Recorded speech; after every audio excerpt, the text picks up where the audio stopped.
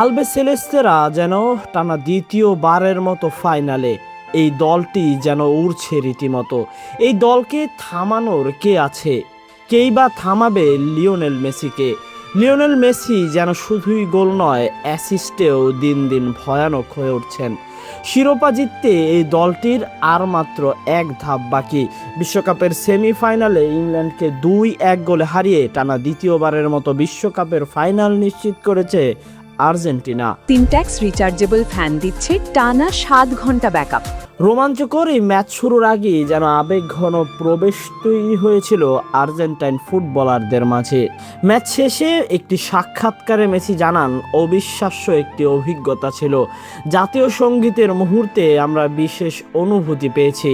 পুরো দল বুঝেছিল এটি সাধারণ কোনো ম্যাচ নয়। পুরো আর্জেন্টিনা এই জয় চেয়েছিল, আমরাও চেয়েছিলাম। সেই লক্ষ্য পূরণ করে আবারও বিশ্বকাপের ফাইনালে উঠতে পেরেছি। বিশ্বকাপ শুরুর আগেই দলের উপর পূর্ণ আস্থা ছিল লিওনেল মেসির। তিনি জানান, আমি জানতাম এই দল শেষ 4-এ থাকবে এবং শিরোপার জন্য লড়বে। এখন আবারও ফাইনালে উঠেছি।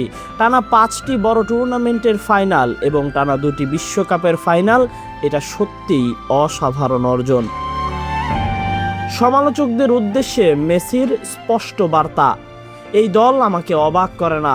অনেকের সন্দেহ ছিল কারণ কয়েকজন খেলোয়াড় পুরোপুরি ফিট ছিল না, কিন্তু আমরা একসঙ্গে থাকলে সবসময় নিজেদের সেরাটা দিতে পারি। তার আগে মেসি জানিয়েছেন, স্পেন দুর্দান্ত একটি দল, তাদের খেলার ধরন বহু বছর ধরে একই রকম। বিশ্বকাপের ফাইনাল সবসময় বিশেষ এবং আমি মনে করি ম্যাচটি খুবই প্রতিদ্বন্দ্বিতাপূর্ণ হবে। শেষ পর্যন্ত কি হয় সে ম্যাচে, সেটা দেখার অপেক্ষায় ফুটবল বিশ্ব। Tahsin Ahmed, BD archive.